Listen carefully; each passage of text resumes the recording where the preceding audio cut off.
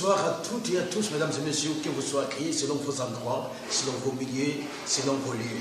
Voilà, mon nom c'est Mansamba, l'inoxydable journaliste de Jolof TV. J'aimerais réagir et lancer ce message justement à l'égard des confrères, mais également à l'endroit de son Excellence M. Macky Sall, président de la République du Sénégal, par rapport à toutes les mesures qu'il a eu à prendre par rapport, n'est-ce pas, à cette pandémie du siècle qu'on appelle le coronavirus et qui continue jusqu'à présent à étaler ses nombres de victimes. Mesdames et messieurs, il faut le dire haut et fort, son Excellence M. Macky Sall est un président responsable, un président digne de respect, un président prévoyant, un président qui aime son peuple, qui aime son pays et qui aime l'Afrique. Il faut le dire haut et fort. Vous vous rappelez, depuis l'apparition du virus au coronavirus en Chine, alors il y a eu toute une batterie de critiques à l'endroit de son Excellence, M. Macky Sall. Et chacun disait ça et là, il faut rapatrier nos étudiants, il faut rapatrier ces Sénégalais qui étudient en Chine, il faut les rapatrier. Dans tous les médias, on en parlait partout. Alors, il y a eu même l'ancien chef d'État, Abdoulaye Wade, qui avait également demandé à ce que ces étudiants soient rapatriés. Aujourd'hui, l'histoire lui donne raison. Oui, l'histoire lui donne raison parce que ce président, il est prévoyant, il est, disons, il a une vision. Il a une vision pour son pays, il a une vision pour son peuple. Imaginez-vous pour 13 ou 15 étudiants devant toute une population de 15 millions. Il faut être sérieux quand même. Aujourd'hui, l'histoire lui donne raison. Et il faut le féliciter. Moi, personnellement, voilà un président digne de ce nom que les autres présidents de la sous-région devraient s'inspirer à travers, n'est-ce pas, ses actes. Et j'aime souvent cette boutade de Wayne Soyinka, l'écrivain nigérian, quand il dit « Le tigre ne programme jamais sa tigrotide. Il bondit sur sa proie et la dévore. » Voilà une boutade qui reflète l'attitude de son Excellence, M. Macky Sall. Un homme parle pas, un homme d'action, un homme d'acte, parce que Macky ne parle pas, mais ce sont ses actes qui parlent.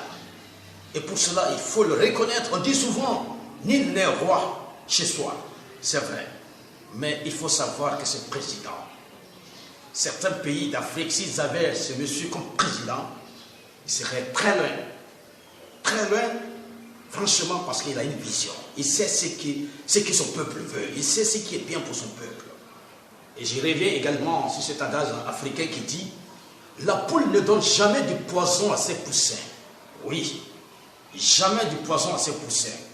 Et rappelez-vous, les mesures que le président a prises, ce sont des mesures pour protéger son peuple, pour protéger son pays, pour protéger l'Afrique. Mais l'Africain, il est borgne. Très borgne, mais également sourd. Parce qu'on dit souvent, il n'y a de pire aveugle que celui qui ne veut pas voir la réalité dans sa laideur. Il faut le dire ainsi. Mais je suis tellement écœuré et parfois déboussolé de certaines réactions de nos frères ou de nos parents sénégalais. Ils sont vraiment bizarres. Et il faut dire, parce que j'aime souvent dire, l'homme noir est têtu. Parce que quand je parle de l'homme noir, moi-même je fais partie, parce que je suis noir, je suis africain.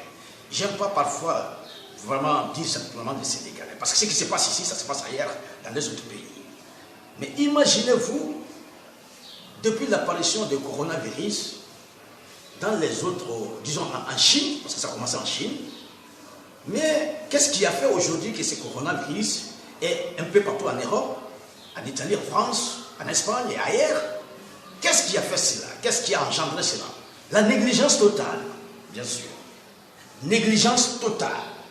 Voilà pourquoi aujourd'hui on compte des morts en Italie, en France, en Espagne. C'est parce que l'Europe a été trop négligente. Mais nous, il faut remercier son Excellence, le président de la République, M. Macky Sall, qui a eu vraiment, disons, cette clairvoyance et cette prévoyance. Il a demandé à ce que ses étudiants restent en Chine jusqu'au moment où cette tempête de coronavirus passe. Et aujourd'hui, l'histoire lui donne raison.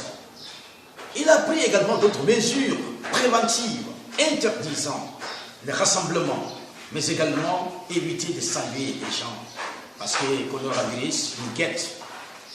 C'est un danger éminent qui nous guette, mais malheureusement, il y a certaines personnes, comme je viens de le dire, trop borgnes, trop sourds, je ne sais pas qu'est-ce qui se passe dans leur tête. Mais quand même, ouvrez vos yeux. Voyez-vous, le coronavirus n'est pas de personne. Et puis la contamination, elle est fulgurante. Elle est foudroyante. Voilà. Il faut dire les choses comme elles sont. Je vous l'assure, ce monsieur, ce président, il est digne de respect. Mais ce qui m'a touché tout récemment, c'est le vendredi passé, lorsque le gouvernement a pris ces mesures préventives, ces mesures surtout un peu pour interdire surtout, comme je viens de le dire, les rassemblements dans les lieux de culte. Mais regardez le vendredi passé. Le vendredi passé, on avait le gouvernement, le chef de l'État avait demandé à ce que vraiment les rassemblements soient vraiment interdits. Que ce soit dans les mosquées, que ce soit dans les églises, que ce soit dans les lieux de... En tout cas, les lieux de culte, là où vraiment il peut y avoir des rassemblements. Parce que la contamination, je vous le dis, elle est fulgurante, elle est foudroyante. Voilà. Alors, il y a un imam qui a défié à Grand Yoff, malgré les mesures vraiment d'interdiction de se rassembler le vendredi dans les mosquées. Malheureusement, voilà cet imam à Grand Yoff qui défie l'État, qui défie, disons, les mesures prises par l'État et qui est sorti pour vraiment conduire la prière de vendredi passé. Et avec ça, l'État essaie, on essaie quand même d'arrêter cet imam. Voilà les habitants qui sortent ça et là pour manifester, pour demander vraiment à ce que vraiment l'imam soit relâché. Moi, c'est-à-dire, mais qu'est-ce que le Sénégalais est bête? Le Sénégalais est bête. C'est pas seulement le Sénégalais. L'Africain, il est bête. L'Africain, il est ignorant. On n'est pas contre la prière du vendredi. On n'a pas interdit de ne pas prier le vendredi dans les mosquées. Ce n'est pas une interdiction. Mais c'est justement des mesures préventives. Des mesures pour vous dire que, monsieur, attends, on a un danger éminent qui nous guette. C'est justement pour contrer ces dangers éminents qui nous guettent à tout instant, à tout moment. Mais il faut comprendre, il faut ouvrir les yeux. Manifester, sortir pour brûler des pinets, ainsi de suite. Vous ne savez pas que vous avez un président digne de respect, prévoyant. Grâce à lui, on est même épargné, parce qu'aujourd'hui, au Sénégal, on ne parle pas beaucoup de cas. Mais regardez l'Italie, la France, l'Espagne. Le vendredi passé, le vendredi dont vous avez essayé de brûler, sortir pour manifester, libérer l'imam, ainsi de suite. Mais non, nul n'est au-dessus de la loi. Et puis, écoutez, Dieu n'a jamais dit, et je l'aurais dit, n'a jamais demandé à ce qu'on défie un danger. Mais vous, et quelque part, quand je regarde, je vois, je me dis que même, est-ce que le Sénégal, bien sûr, j'ai souvent l'habitude de le dire, il y a beaucoup d'intellectuels, mais il y a trop d'ignards dans ce pays, trop d'analphabètes dans ce pays, parce qu'ils ne prennent rien au sérieux. Qu'est-ce qui a engendré aujourd'hui cette contamination au niveau de l'Europe? La négligence totale. Ils ont négligé, négligence totale. Et ça, il faut l'éviter. Le président a très vite compris, et lui, il a pris ses responsabilités, interdisant des rassemblements, parce qu'il faut prendre cette situation au sérieux. Il faut prendre cette situation à bras le corps, mobiliser vraiment toutes les forces pour pouvoir combattre, n'est-ce pas, ce coronavirus, ce danger éminent, que moi d'ailleurs j'appelle la pandémie du siècle. Oui, la pandémie du siècle, parce que les grandes puissances sont ébranlées, y compris nous qui sommes des petits États, mais avec nous, on prend tout à la légère. Il faut éviter cela. Merci, Son Excellence. Comme on le dit souvent, on ne peut jamais être aimé à 100%. Jamais.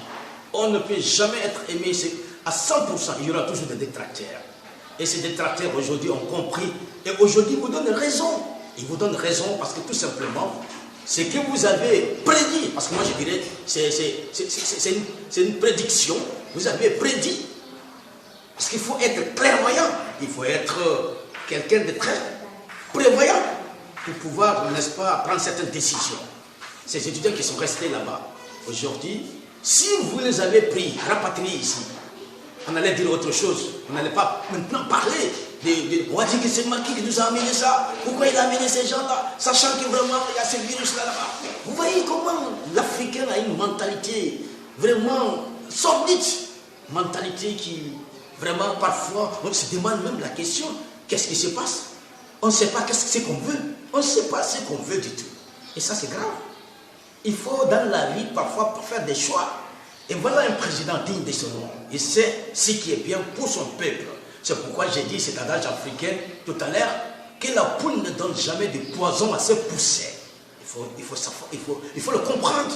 Il faut parfois prendre des décisions. On dit souvent d'ailleurs, voilà au grand mot, les grands remèdes. Au grand mot, les grands remèdes. C'est ça.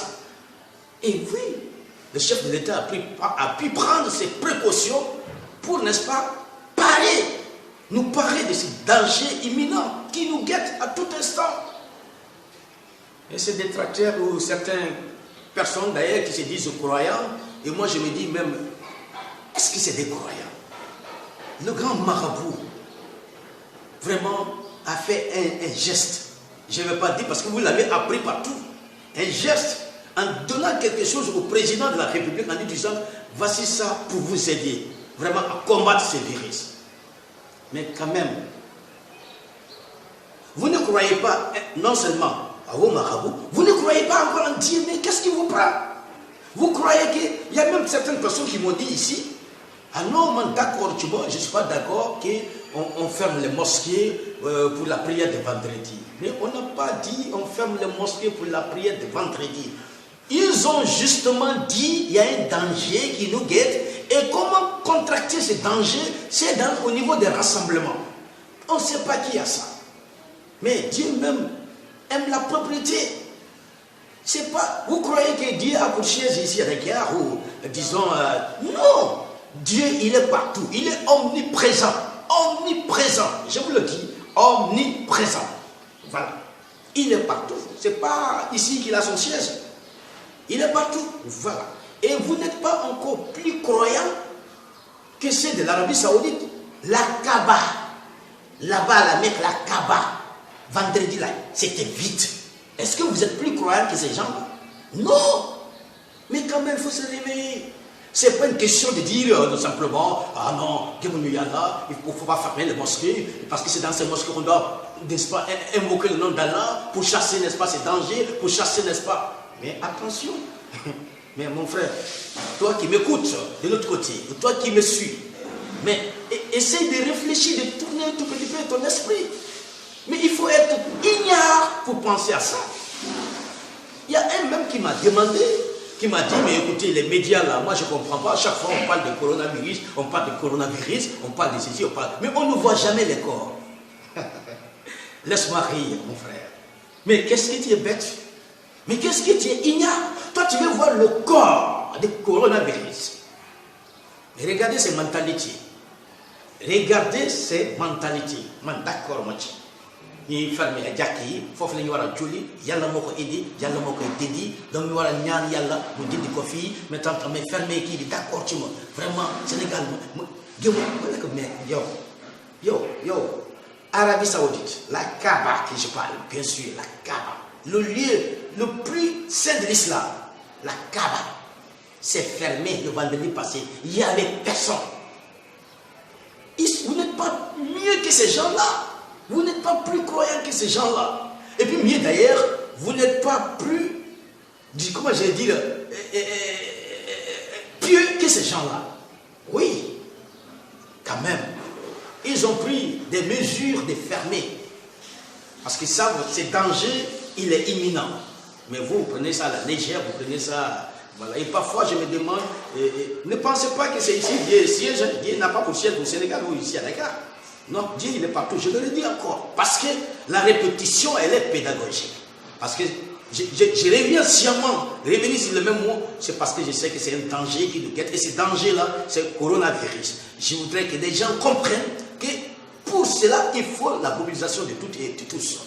Mais évitez surtout de fustiger chaque fois. Voilà, et surtout de braver des décisions prises ou des mesures prises par le gouvernement. Mais je tire toujours chapeau à son excellence, M. Macky Sall.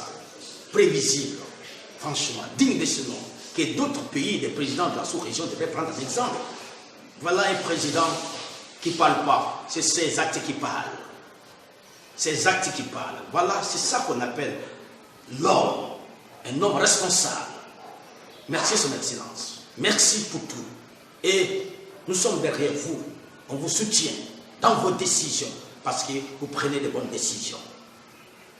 De bonnes décisions que vous... Nous sommes derrière vous. Pour vos détracteurs, tant pis. Et donc à continuer. Parce que le Sénégal, parce que je ne sais pas qu'est-ce qui est dans la tête des gens. Imagine-toi quelqu'un qui me dit, non, chaque fois on parle des coronavirus, on parle dans les radios, vous les médias, vous parlez coronavirus, vous parlez ceci, vous parlez cela. Mais on ne voit jamais les corps. Excellence, écoutez ces années. On ne voit pas les corps de coronavirus. Si monsieur veut voir les corps de coronavirus, c'est-à-dire il faut voir une hécatombe ou bien toute une batterie de corps étalés pour croire que le coronavirus existe. C'est ça la mentalité de mes frères d'ici. Qu'est-ce qu'ils sont bêtes, qu'est-ce qu'ils sont ignares. On vous parle d'un danger imminent et vous parlez de voir les corps de coronavirus. Si toi tu vois le corps de coronavirus, penses-tu que tu vas vivre? Alors il faut cesser ces années.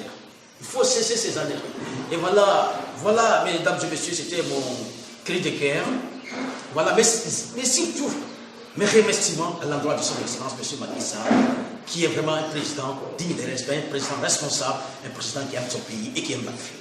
Alors, pour les autres, il faudrait prendre l'exemple chez lui. Voilà. L'histoire finit toujours par donner raison à celui-là qui ne parle pas, mais qui agit. Merci pour cette boutade de Woyen Soyinka. Le tigre ne pourra jamais sa tigritude. Il agit sur sa proie, il la dévore. Voilà, n'est-ce pas, une boutade qui reflète l'attitude de son excellence, M. Macky Sall, président de la République du Sénégal. Merci pour vos mesures. Merci pour tout ce que vous faites pour ce pays. Vous aimez, n'est-ce pas, le Sénégal, vous aimez l'Afrique, vous nous aimez. En tout cas, pour les confrères, il faut éviter également, nos chers amis, de faire des choses, écrire des choses qui ne sont pas bien. J'ai lu récemment un article où on parle, ils sont tous des athées. Ils sont tous des athées le vendredi passé. Mais comment toi, étant journaliste, peux-tu aller jusqu'à écrire, ils sont tous des mécréants, ils sont tous des athées. Au contraire, c'est toi qui devrais sensibiliser les gens face à ce danger imminent qui détruit. Mais toi, au contraire, tu es là, tu écris des âneries, mais ça c'est des conneries. Fermer les mosquées, ce n'est pas, cela ne veut pas dire qu'il y a des athées ici, c'est juste des mesures préventives et ça va passer. Voilà, c'était mon cri de cœur à vous, les confrères, il faut changer d'attitude. Essayez, n'est-ce pas, de véhiculer des messages, d'informer des choses vraiment telles qu'elles sont, mais il ne faut pas ajouter ni déformer. Et c'est ce qui fait le malheur de la presse ici. Voilà. Mais en tout cas, vous faites vraiment un boulot colossal parce que l'information, elle est capitale pour nos citoyens. Mais il faut les faire comprendre les dangers et éviter trop de faire des commentaires sur certaines choses que vous ne maîtrisez pas. Si vous voulez faire des commentaires, comme je l'ai dit dans la première vidéo, il faut inviter des médecins spécialistes. Ils pourront vraiment nous expliquer voilà, comment faire pour éviter de contracter, n'est-ce pas, cette maladie. Mais il ne faut pas faire trop de commentaires pour faire peur aux gens. Parce que déjà, la psychose, elle est grande. Et si vous venez encore pour ajouter, ça devient autre chose. Alors, merci également. Apparemment, il faut se remercier nous-mêmes. Donc, c'était mon cri de cœur également. Voilà mon message à l'endroit de son excellence pour tout ce qu'il fait pour ce pays. Merci beaucoup et prenez soin de vous. Et comme j'ai l'habitude de le dire, quand vous sortez, lavez les mains. Vous rentrez, lavez les mains. Là, ce sont des mesures préventives. Allez, mais avant de vous quitter également, j'aime dire ceci. Gardez le sourire, car le sourire, c'est la thérapie de l'âme. Allez, le sourire, c'est la thérapie de l'âme.